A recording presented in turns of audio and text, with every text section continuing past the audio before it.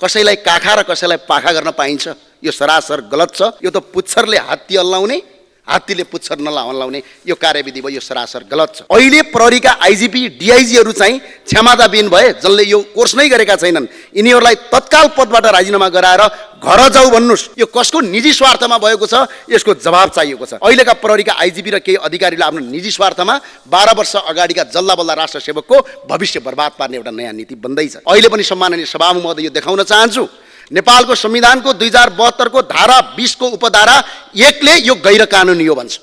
संविधान बाजिएको छ। नेपाल प्रहरीका केही अधिकारीहरूलाई, केही अधिकृतहरूलाई सौतेनी आमाका छोराहरू जस्तो व्यवहार गरिएको छ। 12 महिना 9 गतेका दिनमा भर्ना भएका 144 जनालाई फेरि डिएसपी भइसकेपछि इन्स्पेक्टरको तालिम गर भन्छ। डिएसपी भइसकेका मान्छेलाई फेरि इन्स्पेक्टरको तालिम गर भनेर अहिले यो गरिरहेको छ। यो सरासर गलत छ। यस्ता गैर कानुनी कामहरू अगाडि नबढाइयोस्।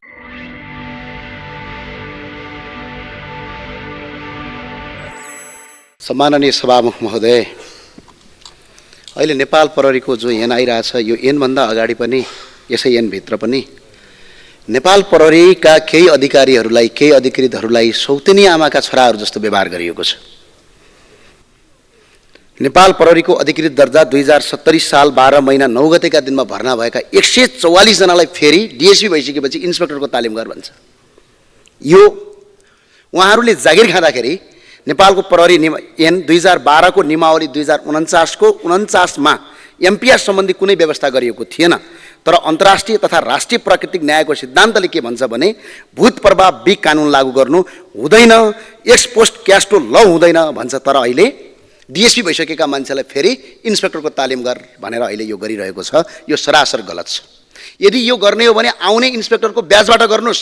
यदि त्यो गर्ने होइन भने 2051 साल चैत 4 गतेदेखि भर्ना भएका प्रहरीका अधिकारीलाई गर्नुस्। कसैलाई काखा र कसैलाई पाखा गर्न पाइन्छ, यो सरासर गलत छ। यस्तो काम तत्काल बन्द गरियोस् यो ऐनबाट।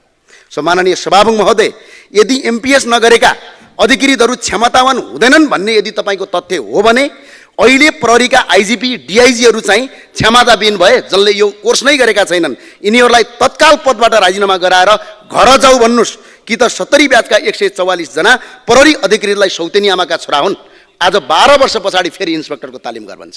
यो सरासर गलत छ। कार्यविधि बन्ने तरिका यस्तो हुन्छ, पहिला ऐन बन्नुपर्छ, ऐन बनेपछि नियमावली बन्छ, नियमावली बनेपछि कार्यविधि बन्छ, अनि त्यसपछि मात्रै लागू हुन्छ। तर यो एमपीएसका नाममा पहिला कार्यविधि बन्छ, त्यसपछि नियमावली बन्छ। ऐन बनेकै छैन, प्रस्तावमा छ। तर चैत्र 7 गतेबाट 12 वर्ष अगाडि इन्स्पेक्टर भएकालाई फेरि इन्स्पेक्टरको तालिम गराउनका लागि तपाईँको इक्जाम दिन लगाउँछ। यो सरासर गलत छ। करिब 18 करोड रुपियाँ खर्च गरी फिल्ड खाली गरी 12 वर्ष अगाडि इन्स्पेक्टर भएकालाई फेरि इन्स्पेक्टरको तालिम गराउँदै यो त पुच्छरले हात्ती हल्लाउने, हात्तीले पुच्छर नहल्लाउने यो कार्यविधि भयो, यो सरासर गलत छ। सम्माननीय सभामुख महोदय, यो कसको निजी स्वार्थमा भएको छ, यसको जवाब चाहिएको छ। संसारमै नभएको कानुनी मान्यता विपरीत अहिलेका प्रहरीका आइजिपी र केही अधिकारीले आफ्नो निजी स्वार्थमा 12 वर्ष अगाडिका जल्ला बल्ला राष्ट्र सेवकको भविष्य बर्बाद पार्ने एउटा नयाँ नीति बन्दैछ। यो एमपीएस स्टाफको तालिम कुनै पनि देशका तपाईँको सिभिल प्रहरीमा छैन। यो अर्धसैनिक बल हो के प्रहरीलाई अब काम गर्न छोडेर अधिकृतहरूलाई ब्याराभित्र बसेर पढेर घोकेर आ भने हो। अहिले पनि सम्माननीय सभामुख महोदय यो देखाउन चाहन्छु, नेपालको संविधानको 2072 को धारा 20 को उपधारा 1 ले यो गैर कानुनी हो भन्छ। संविधान बाजिएको छ। त्यही भएर सम्माननीय सभामुख महोदय के भन्छ, यसले कसैलाई उसले गरेको कुनै कार्य वा नगरिएको कुनै पनि कार्यका लागि त्यस्तो कार्य वा नगरिएको कार्य भएको समयमा लागू कानुन बमोजिम सजाय दिन सकिनेछ, तर पछि बनेको कानुनको आधारमा कुनै पनि व्यक्तिलाई सजाय दिन सक्ने छैन भन्ने कुरा नेपालको संविधानको 2072 को धारा 20 को उपधाराले सम्म बातचित गरेको कुरा निजी स्वार्थमा आज तपाईँको प्रहरीहरूको अधिकृतको भविष्य बर्बाद गर्ने कुरा आउँदैछ। यसको जवाफ हामी यो संसदबाट गृहमन्त्रीजीलाई माग्छौँ र अनुरोध पनि गर्छौँ, यस्ता गैर कानुनी कामहरू अगाडि नबढाइयोस्। आज राष्ट्र सेवकहरूलाई फिल्डमा काम गर्नुको सट्टा ब्यारकभित्र गएर तिमीहरू आनन्दले बस भनेर यस्तो नगर्नु। संसारको कुनै पनि देशको प्रहरीमा छैन, सिभिल प्रहरीमा। यो त अर्धसैनिक बल। सम्माननीय सभामुख महोदय, संविधान बाजिने, निजी स्वार्थ बाजिने काम अगाडि नबढोस्, यही भन्न चाहन्छु, यही अनुरोध गर्न चाहन्छु। हस्, धन्यवाद। जय राष्ट्रवाद, जय नेपाल। सभामुख महोदय, नेपाल प्रहरी कानुन संशोधन विधेयकमा केही सैद्धान्तिक विषय राख्न चाहन्छु। विधेयक ल्याउनु र बहुमतबाट पारित गर्नु सजिलो छ, विषयवस्तु देशको हितमा राख्नु सजिलो छैन। देश र जनताको निस्वार्थ रूपमा सेवा गर्न प्रहरी सेवाको कर्तव्य हुने गरी यहाँ उल्लेख हुनु जरुरी छ। विदेशी मुद्राको लोभमा फसाउने देशमा प्रहरीलाई प्रशिक्षण, तालिम र अध्ययनमा पठाउन नहुने यहाँ बन्दोबस्त हुनुपर्छ। खुला सिमाना विवाद भएको, जलस्रोत विवाद भएको, सीमा तस्कर अपराधी एवं अपराधीहरू लुक्ने देशमा र चेलीबेटी बेचबिखन हुने देशमा देशबारे प्रहरीलाई राम्रोसँग सचेत बनाउनु जरुरी छ। प्रहरीका कार्यालय सहयोगीदेखि नै अध्ययन सँगसँगै सिप तालिम दिनु यहाँ जरुरी छ र साथसाथै प्रहरी सेवामा रहँदा वा सेवापछि कृषि र उद्योगमा लाग्न सक्ने जनशक्तिको रूपमा तयार गर्नु जरुरी छ। प्रहरी संगठन गठन प्रभावकारी बनाउन बसाइसराई जिल्लाभित्र मात्र सीमित हुन पाउने गर्नु उपयुक्त हुनेछ। सीमा अतिक्रमण रोक्ने र सीमा सुरक्षा पनि नेपाल प्रहरीको जिम्मेवारीमा दिनु आवश्यक छ। दोषीलाई नछाड्ने र अपराध करार गरी निर्दोषलाई दोषी ठहर्याउने काममा संलग्न नहुने प्रहरी सेवाको कर्तव्य हुनु आवश्यक छ।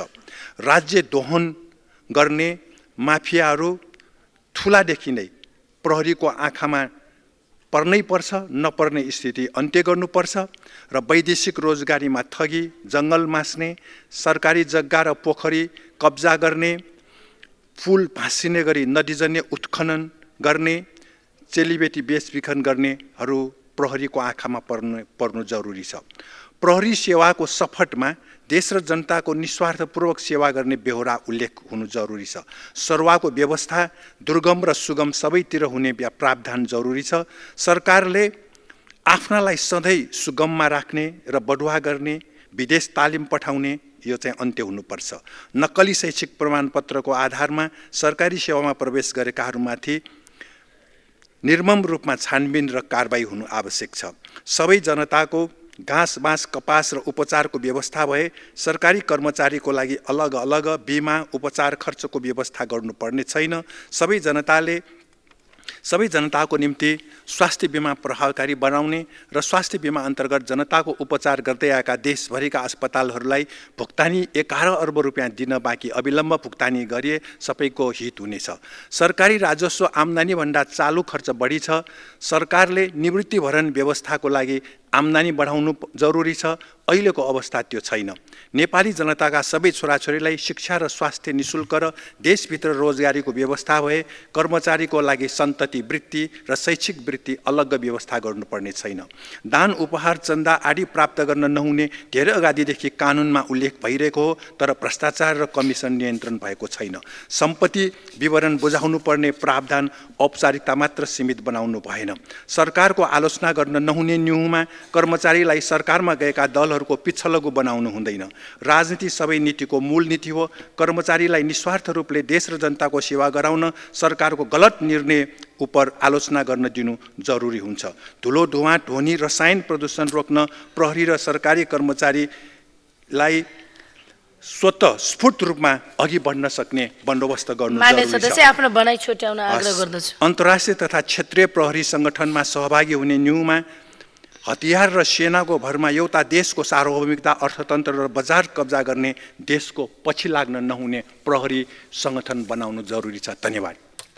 सम्मान्य सभामुख महोदय, नेपालको लोकतान्त्रिक शासन व्यवस्थालाई अझ सुदृढ बनाउँदै विधिको शासनलाई प्रभावकारी रूपमा कार्यान्वयन गर्न सुरक्षा निकायहरूको संरचना, परिचालन र उत्तरदायित्वलाई पुनः परिभाषित गर्नु आजको आवश्यकता हो।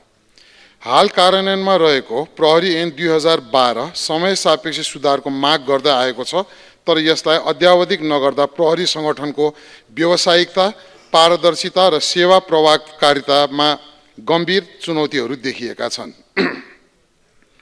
प्रहरी संगठनको परिचालनमा स्पष्टता, लोकतान्त्रिक प्रहरी सेवाको प्रवर्धन र आधुनिक सुरक्षा रणनीतिको अङ्गीकरण आजको बदलिदो परिस्थितिमा अनिवार्य बनेका छन्। त्यसैले यो सम्मानित संसदबाट नयाँ प्रहरी ऐनलाई आधुनिक, व्यावसायिक र उत्तरदायी प्रहरी संगठन निर्माण गर्ने दिशामा अघि बढाउन आवश्यक छ। सम्मान्य सभामुख महोदय, अब म ऐनमा समावेश गरिनुपर्ने 3 मुख्य विषयहरू स्पष्ट रूपमा प्रस्तुत गर्न चाहन्छु। 1. प्रहरी सङ्गठनको परिचालन, कार्यविभाजन र अनुसन्धान प्रक्रियामा स्पष्टता। प्रहरी सङ्गठनको दैनिक परिचालन प्रहरी प्रमुखकै अधिकार क्षेत्रभित्र रहनुपर्छ। प्रशासनिक हस्तक्षेपले प्रहरी सेवाको व्यावसायिकता कमजोर बनाउने अनुभवलाई मध्यनजर गर्दै सङ्गठनात्मक कमान्ड संरचनालाई बलियो बनाउनुपर्छ। साथै सुरक्षा निकायहरूबीच स्पष्ट कार्यविभाजन आवश्यक छ ताकि दोहरापन, अनावश्यक प्रतिस्पर्धा र गैर जिम्मेवारीपन अन्त्य होस्। निजी सुरक्षा प्रदायकहरूको अनियमित विस्तारलाई समेत कानुनी रूपमा नियमन गर्नुपर्ने आवश्यकता छ। अनुसन्धान प्रक्रियामा निजामती प्रशासन वा अर्धसैनिक बलको हस्तक्षेप रोक्न आवश्यक छ, किनकि अनुसन्धान विशेषज्ञता आवश्यक पर्ने कार्य हो। 2. लोकतान्त्रिक प्रहरी प्रणाली, उत्तरदायी र प्रभावकारी कार्य सम्पादन मूल्याङ्कन। नयाँ ऐनले प्रहरी सङ्गठनलाई लोकतान्त्रिक प्रहरी सेवा डेमोक्रेटिक पोलिसिङ अनुरूप बनाउनुपर्छ, जसमा पारदर्शिता, नागरिक मैत्री व्यवहार र जवाफदेहितालाई केन्द्रमा राख्नुपर्छ। प्रहरी परिचालनमा दोहोरो कमानको हस्तक्षेप विधिको शासन विपरीत हुने भएकोले प्रहरी प्रमुखलाई स्पष्ट परिचालन अधिकार दिनुपर्छ।